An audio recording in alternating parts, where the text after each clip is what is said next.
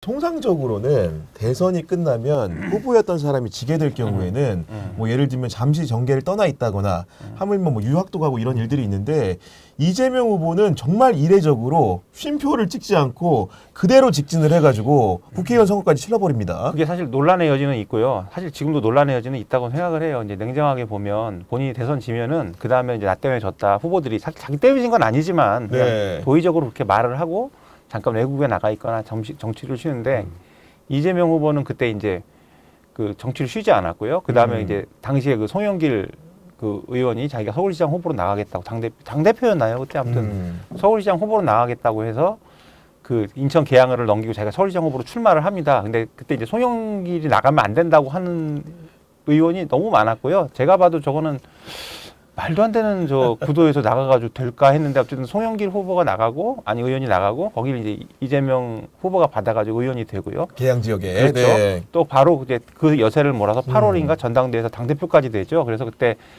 이제 사실 누구나 그런 의심을 할 수밖에 없는 게 굳이 이렇게 서둘릴 이유가 있느냐. 그래서 이제 지금 누가 봐도 이제 그때는 윤석열 정부에서 계속 사법적으로 검찰이 것이기 때문에 공격을 네. 해올 것이기 때문에 이제 그걸 위해서 이제 자기가 어떤 방어막을 만들기 위해서 배지를 단 게 아닌가 이런 이제 의심과 비판들이 좀 있었고요. 그 부분은 사실 이재명 후보가 감당해야 될 몫이라고 생각을 합니다. 추가 설명이 좀 필요할 것 같은 게 사실은 과거에 선거에서 이제 패배한 후보를 상대로는 그 정권을 잡게 되면은 그래도 이제 용서를 해주는 법률적인 문제가 있더라도 대통령이 주도하에서 정부가 약간 정리해주는 분위기가 있었는데 윤석열 정부는 본인이 검찰총장이고 여러 가지 그 정치적인 위협을 느끼는 경쟁 상대라고 생각해서인지 한 건도 아니고 수건을 여러 검찰청에 수사한 게 이것조차도 전례가 없었기 때문에 이재명의 길도 개인적으로 좀 이해가 되지 않나. 그러니까 그거마저도 제가 보기에는 이제 동물적인 정치 감각은 분명히 있는 것 같아요. 왜냐하면 윤석열이라는 놈이 어떤 놈이다. 딱 이런 생각을 딱 하고 본인의 길을 살 길을 찾은 거 아닌가. 네. 돌아보면 그래요. 그때는 좀 이거 좀 그렇지 않나 했는데 나중에 그 윤석열 정부에서 하는 것도 보면 너무 지나치잖아요. 저렇게까지 해야 되는가 이런 생각이 들어서 아마 본인도 그걸 미리 좀 감지하고 네.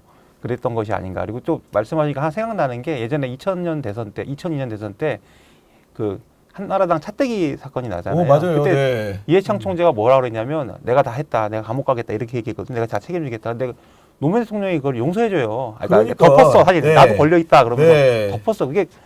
그게 정치의 도의가 아닌가 이런 생각이 드는데 또 자기는 자기 집에 그렇게 들보가 네. 있는데 남의 문제를 가지고 그렇게 하니까 지금 이렇게 천벌을 받은 게 아닌가 이런 생각도 아마도 해봅니다. 가만히 있었으면 국회의원이 안 됐으면은 정말로 사법 살인을 당했을 가능성이 높아 보이는데